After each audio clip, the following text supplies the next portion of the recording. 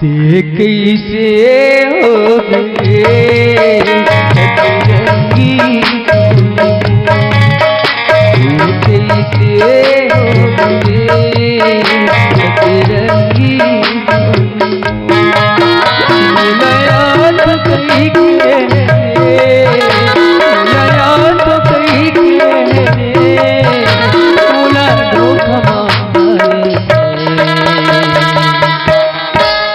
मारे कैसे हो गए सतरंगी कैसे हो गए सतरंगी जोड़ी सतरंगी जोड़ी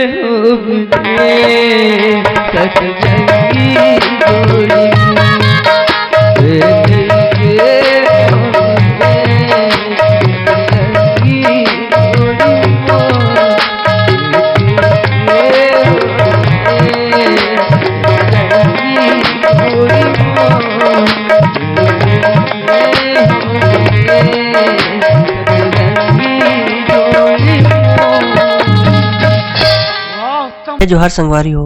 अगर आप मन ला हमार वीडियो पसंद ही सोही तो वीडियो ला लाइक करो और चैनल ला सब्सक्राइब जरूर करो और हाँ बेल आइकन ला जरूर दबाओ ताकि हमार नवा अवैया वीडियो आप मन ला सबले पहले मिले।